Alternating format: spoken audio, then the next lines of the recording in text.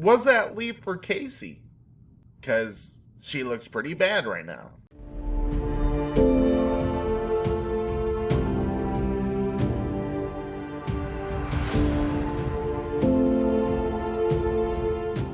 Hey, this is Rick. Welcome to Warriors Respite. This is a show where we analyze society and how to better society and how to better ourselves.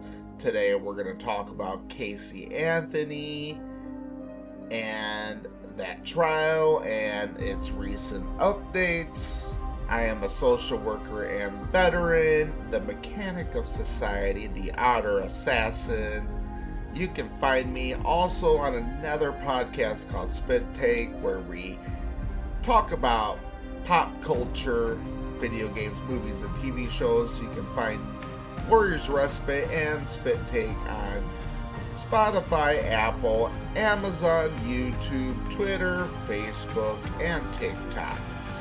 Alright, so let's go over the original timeline of Kaylee Anthony.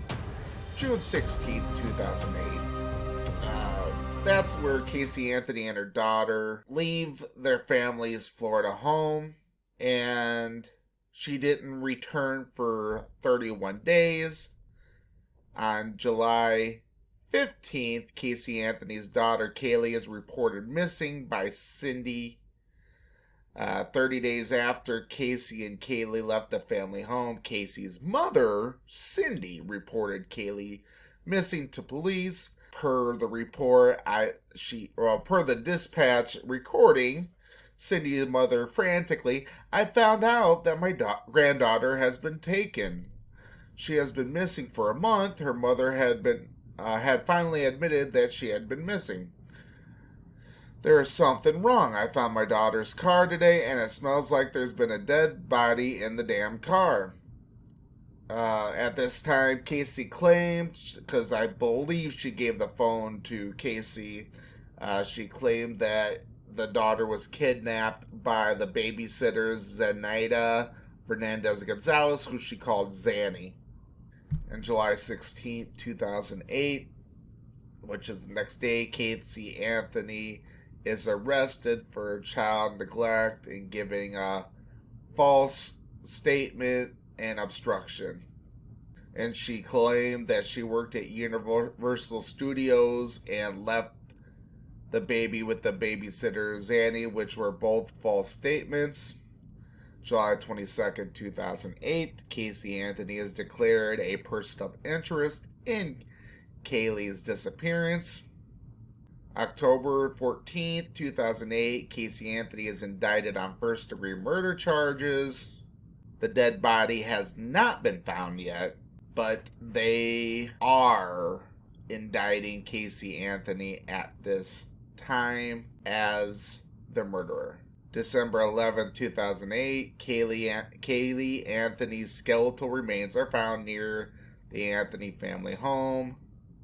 Over 5 months after Kaylee was reported missing, her remains were uncovered by Orange County meter reader Roy Kronk in a wooded area less than a mile from Anthony's home in Florida. Kronk later testified during Kaylee's murder trial and said he had seen a white object in the same location that he was 99.99% sure was a human skull in August 2008, 4 months before Kaylee's remains were found.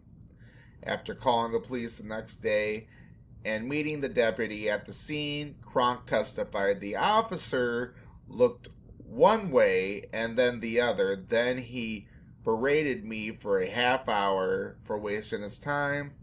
When Kronk was in the same area in December 2008, he stumbled on Kaylee's remains, recalling on the stand, "I did not know what it was. I now lifted it off the ground." That was a very horrific thing for me to find, obviously. His testimony differed from previous disposition, where he claimed the skull had fallen out of a bag he lifted 4 feet above the ground. I'm getting this all out of People magazine, by the way. May 24th, 2011, Kaylee Anthony's murder trial begins. Jeff Ashton says, "No one makes an accident look like a murder."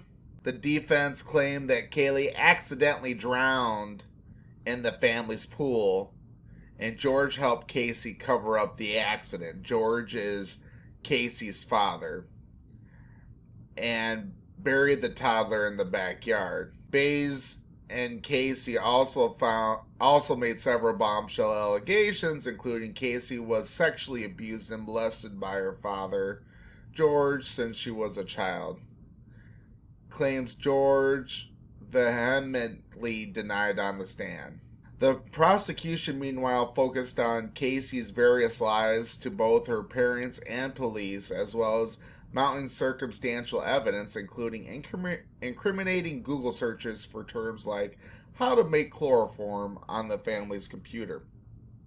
So, Casey was looking up how to make chloroform. Ugh. That just sends shivers down my spine just thinking about that. July 5th, 2011, Kaylee Anthony is found not guilty of murder, but convicted on misdemeanor charges. On July 5th, 2011, the jury found her not guilty of first-degree murder, manslaughter, and child abuse. She is convicted of 4 counts of lying to the police. July 7, 2011, Kaylee Anthony is sentenced to 4 years in prison. 2 days after the judge delivered the verdict, Casey was sentenced to 4 years in prison and a $4,000 fine. July 17, 2011, Kaylee Anthony is released from prison. So 10 days after her sentence, she's released. She was greeted by hundreds of protesters who were outraged over her acquittal. 2016, she creates a photography business. She did very few projects. She got enough money to live on, but not enough to do anything. She lives like an old person on a fixed income without much going on in her life. She's bored. She complains about boredom all the time. Because in her documentary recently, in 2022, she was living with that lawyer. In 2017, Kaylee Anthony speaks for the first time since her acquittal. She said, "I don't give a shit about what anyone thinks about me. I never will. I'm okay with myself. I sleep pretty good at night. I understand the reason people feel about me. I understand why people have the opinions that they do. I'm still not even certain as I stand here today about what happened." 2019, October, Kaylee Anthony's father, George, says he is ready to forgive his daughter. That didn't last long. He said, "We're not connected anymore, and that hurts. I wish I could be a part of her life, but I would never feel comfortable around her. I can't trust her." On the Dr. Oz show, December 2020, Kaylee Anthony attempts to create a private investigation business. She filed paperwork for it called Case Research and Consulting Services, LLC. However, state records reveal that she does not have a Florida private investigator's license, and as a convicted felon, she will not be able to obtain one. She had big plans to help other people facing serious legal charges. She knows what it's like to be accused of something she didn't do. She wants to help others wrongfully accused people, especially women, and help them get justice. And that brings us to the docuseries 2022, where she had a completely different story. In that story, there were a lot of things to try and back up her case. They interviewed the psychologist, which I found interesting, that interviewed Kaylee Anthony. The show that she was positive for trauma and sexual abuse. They did the MMPI to show she had no psychosis. She had no personality disorders. Me personally, because they interviewed the police officer, and the police officer was talking about how George, the father, is a good guy. And so I'm trying to stay unbiased here. I'm trying not to hate Kaylee Anthony. And I'm also trying not to look at her as a sexual assault victim and be empathetic towards her. I'm trying just to stay completely unbiased. Because this docuseries will sway you one way, will make you think George is a pedophile. But if you don't watch the docuseries, you'll think Kaylee Anthony is a murderer. And so I wanted to stay unbiased. I want to stay unbiased till the bitter end here. And I know that George was a police officer. And the police officers were backing up George. And police officers tend to back each other up. So how much faith can I put in to a police officer's investigation to another police officer? Also, if George was sexually abusing Kaylee, wouldn't there be signs on the body of that? And wouldn't the medical examiners express that? Wouldn't that be in the medical examiner's report? They talk about the 31 days, which they didn't talk about here in People magazine. So the 31 days that Kaylee was missing, supposedly Kaylee Anthony was having the time of her life. Roommates were saying Kaylee was acting as if nothing was happening, or her boyfriend's roommate and stuff like that. She had pictures of her having a good time. But like from my end, all I'm seeing is pictures of her smiling. Just because you show me pictures of her smiling around people, does that mean she's not grieving? Like, okay, so she's spending 5 minutes with these people, smiling with people. So, I mean, showing me pictures of her hanging out with people, smiling, is not good enough to show that she's having the time of her life every day, all day. She might be. Number two, you can't tell people how to grieve. That might be how she's grieving. I don't know. Like, there's no way that death hits you. My grandma died 3 years ago. I don't think it still hit me. I'm still waiting for that to hit me, you know? So, that is different from my daughter, for sure. But my grandma I've known my whole life. But my daughter's really, it is different. But it's just, you can't put everybody's experience into a box. So I don't know everybody's experience. If someone's been sexually abused, I don't know one person's reaction from another. I also want to mention I believe the boyfriend's roommate also accused her, Casey, of giving Kaylee Xanax, which was weird because the roommate said, I never seen Casey use or give Kaylee Xanax. So how can you make a accusation like that? But she said, it clicked in me because you said you took her to the nanny Zanny. I don't know if, as far as toxicology goes, does a drug stay in a body, a dead body? Would a drug stay in a dead body? So, you know, what does toxicology reports say? You know, then that goes with chloroform too. You know, it's chloroform found in there. I don't know if there's a toxicology report. Maybe I should look that up. Hold on. Okay, I'm actually looking at a report from CBS 2009. So this does shine some light, I believe, on both toxicology and trauma abuse. It says no drugs were detected in Kaylee's remains. No trauma was evidence on her skeleton. And decay of the body prevented more specific analysis of her killing. Although the cause of death cannot be determined with certainty. The manner of death is homicide. She talked about how she went to sleep because she wasn't feeling well with Kaylee. She was woken up by George, and George gave her Kaylee's wet body because she's drowned in the pool. And Casey thought that she was still alive, and George said he'll take care of her and to leave.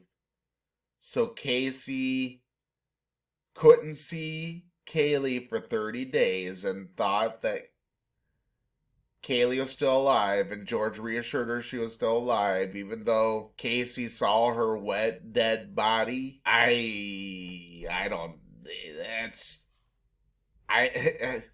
that's just unbelievable to me. That's just too much. That right there is very unbelievable. Not saying it didn't happen, I just don't believe it. But she did do a good job. She did a great job of painting George like he was trying to throw Casey under the bus. But not a good enough job at this point. Now, as I will talk about by the end of the podcast, I think Casey can redeem herself. But the one thing Casey tried to do during this documentary on Peacock was to paint a picture, this disgusting picture of George,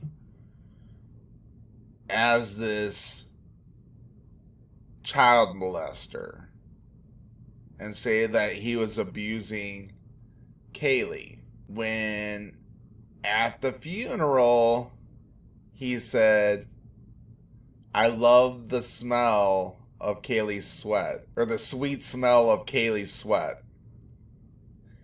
And he said that, and she twisted that as if that was some kind of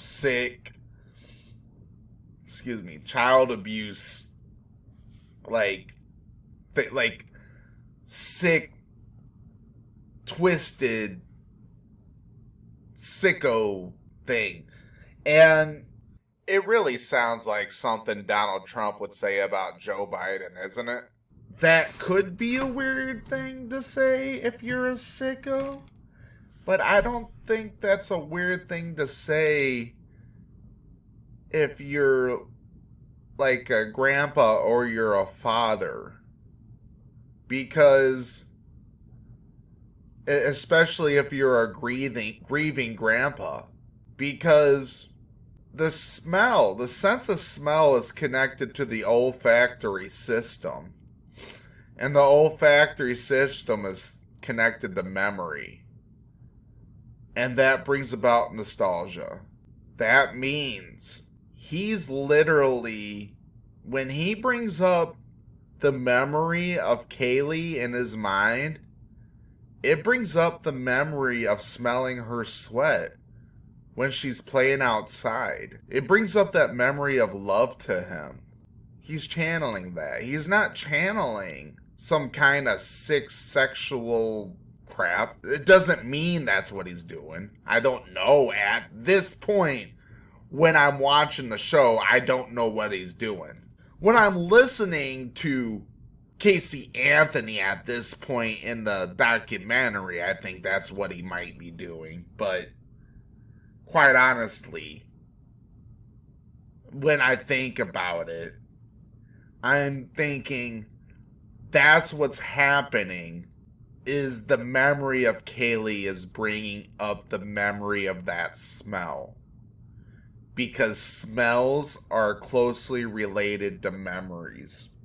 I do believe Casey was sexually assaulted at some point. Why throw her brother under the bus? Was her brother have to do with this? Did her brother sexually assault her? Because, he's nowhere to be found in any of this. Any of these documentaries, anyways. He's being accused of sexual assault. Why isn't he taking a lie detector test? I'd be livid. I'd be like, I'm taking that lie detector test too if I did nothing wrong. But in fact, she even said that he didn't sexually molest her. He said he didn't rape me, but close enough. What does that even mean? What did he do then? What does close enough mean? She didn't describe any of that. So that's very confusing. What are you having flashbacks of? He didn't touch you inappropriately. He didn't do anything sexually to you. So what does close enough mean? There was a pattern. She said he didn't rape me, but there was a pattern. A pattern of what? That doesn't make any sense. So she just threw her brother under the bus for no reason. And she didn't even say what her brother did. So I guess we don't even know, even if he got a lie detector test, like, what is it that he's even being accused of? So I'm not saying the brother sexually assaulted, because at this point, I'm like, either you believe everything Casey says, or you believe nothing Casey says. So at this point, I'm thinking, oh, Casey's innocent. So, anyways, A&E comes out with Kaylee Anthony's parents, the lie detector test. They bring on Kaylee Anthony's mom and dad, Cindy and George. And they have Cindy and George watch the allegations Casey is making against them. They act like they're watching for the first time. I don't believe they're seeing these allegations for the first time. First of all, they come up clean on everything. According to the lie detector test, which has no legal means on anything. According to Google, lie detector test is exceptionally high and typically ranges between 88% and 98% in real-world examinations, with an average of 95% for each test taken. So it's pretty high this is according to Axelegence. It's pretty high in accuracy in telling the truth, apparently. It monitors your bodily functions.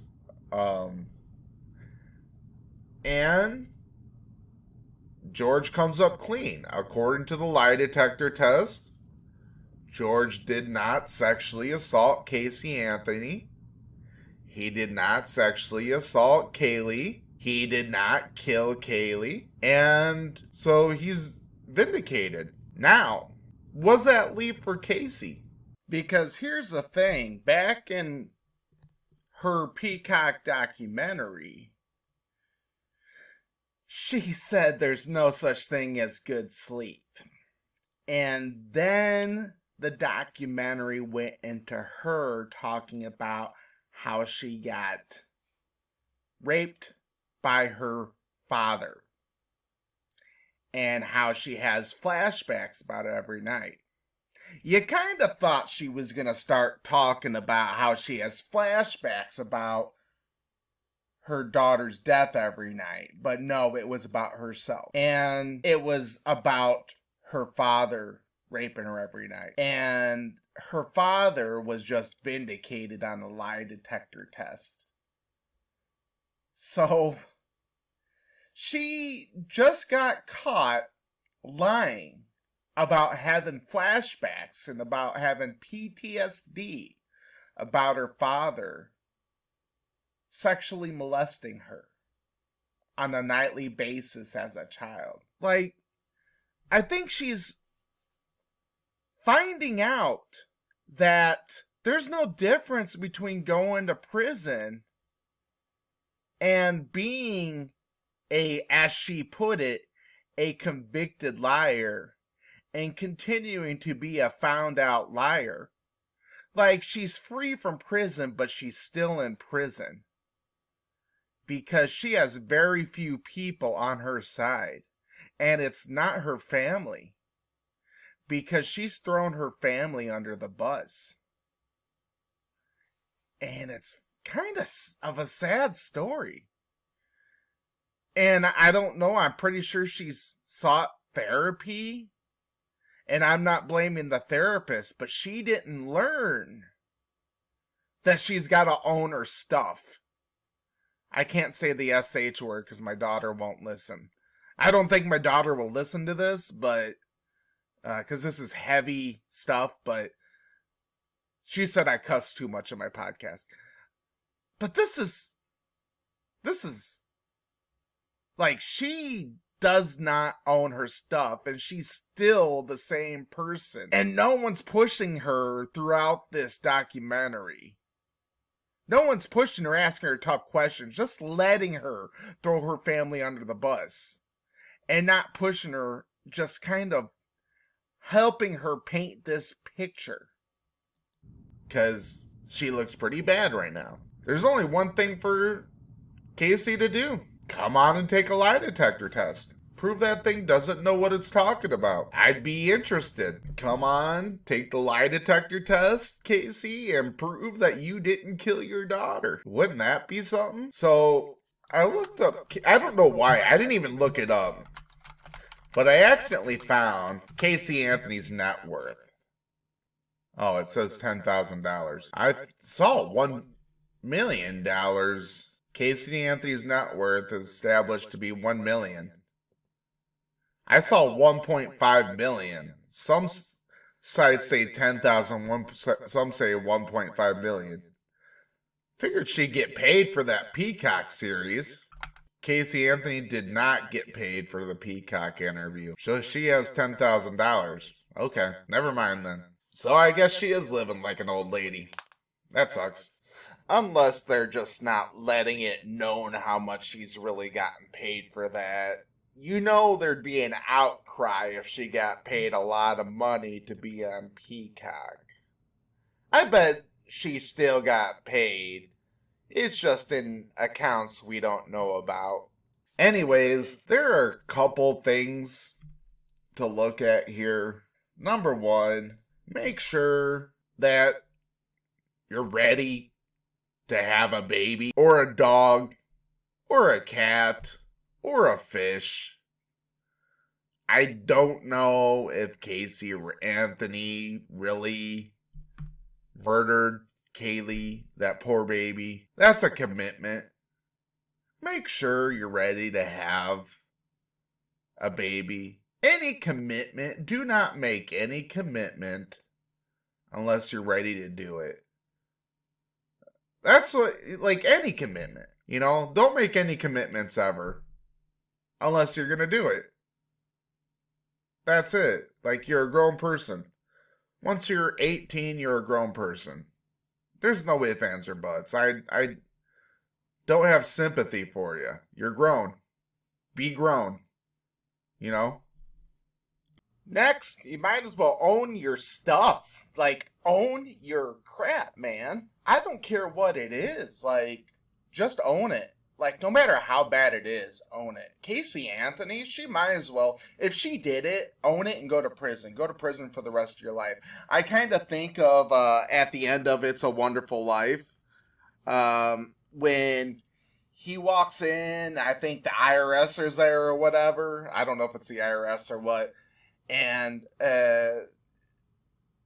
George is like, I'm going to jail. Isn't that wonderful? And, you know, he's just owning it because he's just so grateful to be alive. But, you know, own it because, I don't know, if she really did it, which I think most of us kind of suspect she did with all these lies by now. We're just looking at her. She has no remorse or guilt, and she's just thinking about herself at this point. Even if she has remorse, I mean, I think if she did it, she has remorse. She's just completely blocking it. Like, she is just blocking it so she doesn't have to feel that remorse. She's justifying it. The thing with criminals, I've worked with criminals. I've worked with enough criminals. Criminals will justify their actions. That's the thing about criminals. They will justify their lies. It's all okay. They will believe. They will believe their lies, and they will believe what they do is right. That's the thing about criminology. It's crazy how much they believe what they do is right, even though, like, to the average person, you're looking at them and say, why would you do something like that? So she has, like, criminology is a mental illness, if you ask me. So if she really did it, she has the mental illness of being a criminal, which comes with a whole new set of thought patterns that's actually taught in the Bureau of Prisons, which you could actually find. It's been a long time since I've looked into it. You could actually find online.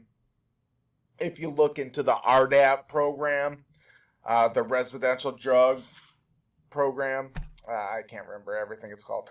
But basically, it's a prison program where all the inmates stay on one unit, and it's a and they all program together 24/7 as for like 6 months or something like that. And they have the challenge program, and they have there's different programs, and they learn how to change their criminal and drug using behaviors. And so she definitely has this style of criminal thinking, which I don't know if a lot of people are actually looking into this aspect. So she's completely justifying it. It's been a couple years. I actually used to work in the federal prison system, and I used to know this stuff like the back of my hand. I'd have to look back into it. But she's definitely displaying criminal thinking when I think about it, really. But I don't think Kaylee Anthony was expecting her parents to take a lie detector test. Whew. Man, she must be livid. Like, this blew up in her face bad now, because George must have been being called a pedophile. He said he was being called a pedophile left and right. Now, vindicated himself. Now the backlash is back at Kaylee. I don't know why people are wasting their time chasing down Kaylee and George. These people you don't know. Why are you chasing them down? Why are you chasing Kaylee Anthony and George Anthony down? First of all, like, live your life. They've already went to court. If you're spending your time chasing these people around, like, there's lots of criminals that do lots of horrible things. Are you one of these people that are standing outside their house with a sign protesting? I'm not saying don't protest, but, like, it's been 10 years. Do something else with your life. Seriously. Like, go live your life. There's lots of crime going on. Lots of child abuse going on. And you're zeroing in on this? Stop giving them FaceTime. We don't need to continue making them famous. It's done. Like, this is over. Really, if you want to protest anybody, it's the court system. That's it. Because the court system is the ones that pretty much let her get away with it. If she really did it. Which, I'm not going to say she did or didn't. I'm not saying that here. Enough.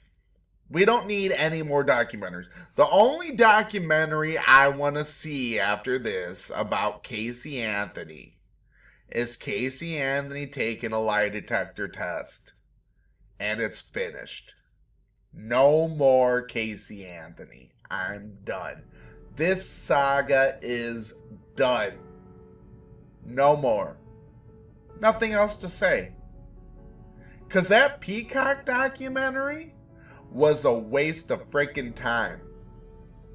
Because it was all supposedly, probably, a lie. So let's not waste anybody's time here. Alright, thanks for watching. Please check me out and Spit Take Podcast. You can find us every Friday on Spit Take Podcast. And you can find Warriors Respite every Monday, sometimes Tuesdays and Wednesdays. You can find me on YouTube, Amazon, Apple, Spotify, TikTok, Facebook, and X. Stay mangled and strangled in peace, and peace out.